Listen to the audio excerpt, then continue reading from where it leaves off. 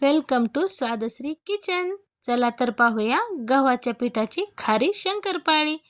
त्यासाठी लागणारं साहित्य आहे ओवा, रवा, थोडंसं कणकेचं पीठ घेतलं गव्हाचं, सोडा थोडासा खाता आणि थोडंसं मीठ। चला तर बनवून घेऊया आपण। आपण घेतलेलं आहे गव्हाचं पीठ 1 वाटी भरून, त्यात आपण अर्धा वाटी रवा ॲड केलेला आहे। नंतर आपण त्यात ॲड करणार आहोत थोडासा ओवा, थोडासा हातावर आपण त्याला चोळून घेऊन आपण त्यात टाकणार आहोत। नंतर आपण त्यात टाकणार आहोत थोडासा खाण्याचा सोडा म्हणजे बेकिंग सोडा। आणि आता आपण ते मीठ जे ताटात ठेवलेले आहे ते हे सर्व मिक्स करून घेणार आहोत। हे मिक्स करत असताना यामध्ये आपण थोडंसं तेलाचं मोहन घालणार आहोत। आपण गावाकडे असल्यामुळे गावाकडीलच सर्व भांडी वगैरे वापरलेले आहेत। हे जे ते आपण गरम करायला ठेवलेले तेल आहे तळण्यासाठी, ते आपण यात थोडंसं मोहन म्हणून घेतलेलं आहे। अशा प्रकारे आपण हे चोळून व्यवस्थित मिक्स करून घेतलेलं आहे। आणि आता आपण थोडं थोडं पाणी टाकून याला छानसं मळून घेणार आहोत। असं घट्टसर मळायचं आहे। असं थोडं थोडं पाणी घालून आपण हे मळत आहोत व्यवस्थित प्रकारे। अशा पद्धतीने आपल्याला मळून घ्यायचे आहे। आता गावाकडे आल्यामुळे असं वाटलं काय बनवावं, असं जेणेकरून छोटेशा पदार्थ वापरून जे की तयार करता येईल। तर म्हटलं चला शंकरपाळे बनवायला घेऊयात, ते पण गव्हाच्या पिठाची खारी शंकरपाळी। ही खूप छान लागतात। अशा पद्धतीने हे सर्व आपण मळून घेतलेलं आहे व्यवस्थित प्रकारे। हे पहा अशा पद्धतीने मळायचं आहे आणि घट्टसर मळायचं आहे थोडंसं हे पहा घट्टसर असं मळून घ्यायचं आहे व्यवस्थित प्रकारे। हे अशा पद्धतीने खूप छान लागतात ही शंकरपाळी। मैदा वगैरे ज्यांना जमत नाही ना त्यांना हे खूप छान लागतात ही शंकरपाळी। त्यांनी नक्की बनवून पहा। आणि सहसा मैद्याचे पदार्थ शक्यतो जास्त कोणी खात पण नाही, असं पर्याय म्हणून आपण त्याला हे वापरू शकतो गव्हाचं पीठ। खूप टेस्टी लागतं हे मैद्यापेक्षा, पण हे खूप टेस्टी लागतात। आपण जे मैद्याची खारी शंकरपाळी करतो ना त्यापेक्षा हे खूप छान लागतात। तर तुम्ही पण नक्की करून पहा।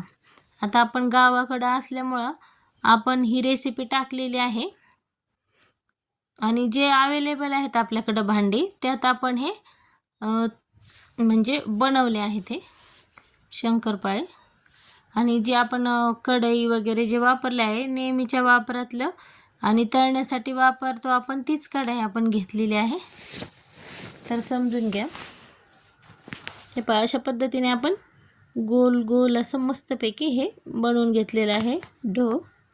हे पहा थोडंसं तेल लावून आपण ह्याला मऊ थोडंसं करून घेणार आहोत। हे अशा पद्धतीने हे पहा तयार आहे आपला हा गोळा कणकेचा।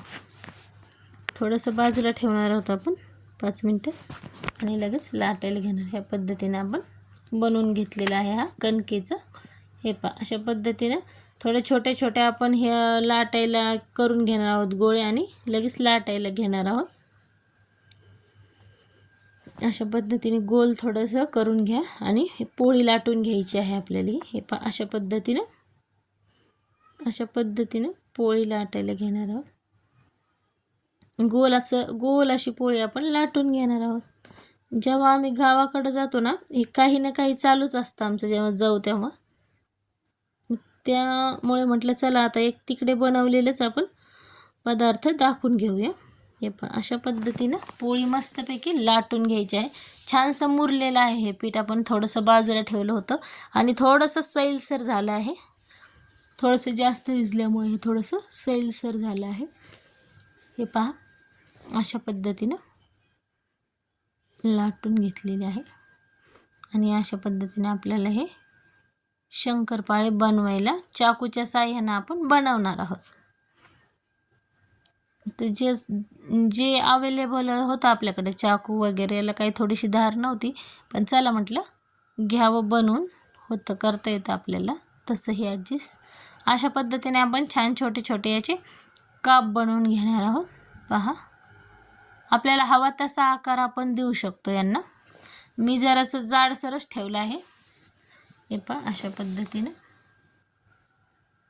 अशा प्रकारे चाकूला धार नसल्यामुळे हे थोडंसं गोळा गोळा होत आहे, म्हणजे असे सरळ त्याचे येत नाही आहे, त्याच्या असे शेपमध्ये येत नाही आहेत. तरी हे ॲडजस्ट करून नंतर मग मी चाकू उलटा करून मग पाहिलं तर मग छान आली ती. समोरून चाकूला थोडासा चिरा चिरा असा होता तो चाकू, त्यामुळे ते थोडंसं सुरुवातीला करताना थोडासा प्रॉब्लेम आला, पण नंतर छान आली ही.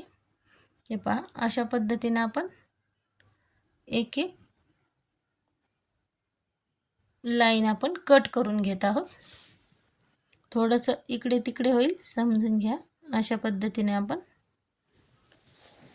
या करून घेत आहोत. हे पहा, तयार झाले आहेत. अशा पद्धतीने आपल्याला कापण्या बनवतो ना, त्या आकारचीच आपण ही शंकरपाळे बनवलेली आहेत, खारी शंकरपाळे. हे पहा, मस्त अशा पद्धतीने आपण ही कट करून घेतलेली आहेत, मोठी मोठी. मला अशी आवडतात म्हणून मी अशी. आणि लगेच आपण ही जी कढई तेल कढईत आपण जे तापवलं त्यात लगेच शंकरपाळी सोडलेली आहे. अशा पद्धतीनं थोडी थोडी आपण तयार करून घेणार. छोटी मोठी आपण जशा पद्धतीने बनवायची तसे बनवा. आपण काही छोटी बनवलेली आहेत, ताटात दिसत असतील. ही थोडीशी मोठी बनवलेली आहे, तुम्हाला दाखवण्यासाठी ही आपण परत बनवलेली आहे शंकरपाळी. आणि ही कढई नेहमी तेल तळण्यासाठीच वापरतो आपण प्रत्येक गोष्ट, तर त्यामुळे तुम्हाला हा कलर वगैरे असा दिसत असेल कढईचा, तर समजून घ्या. नेहमी तळण्यासाठी वापरण्यात येणारी कढई आहे. हे पहा, अशा पद्धतीने छानसे आपण तळून घेतलेले आहेत. लालसर पद्धतीने छान असे सोनेरी कलरवर आपल्याला हे तळून घ्यायचे आहेत. आणि नंतर मस्त असे खुसखुशीत होतात हे आणि मग आपण हे काढून घेणार आहोत एका प्लेटमध्ये. छान असे तयार झाले की पहा कसे टम्म फुगलेले दिसत आहेत. मस्त झाले ते एकदम छानसे. पहा, आता आपण हे घेणार आहोत एका प्लेटमध्ये काढून. चला घेऊया प्लेटमध्ये काढून. 2 रेसिपी आपण गावाकडं बनवलेल्या आहेत ह्या. हे पहा, अशा पद्धतीने छानसे असे दिसतात. तुम्हाला जर ही रेसिपी आवडली असेल तर नक्की ट्राय करा तुम्ही. बघा किती खुसखुशीत, अगदी सहज हात लावला की लगेच तुटतात. ही मस्त खुसखुशीत झालेली आहेत. अशा पद्धतीने तुम्हाला जर ही रेसिपी आवडली असेल तर नक्की करा. आणि स्वादश्री किचन चॅनलला लाईक, शेअर, सबस्क्राईब करायला विसरू नका. Thanks for watching.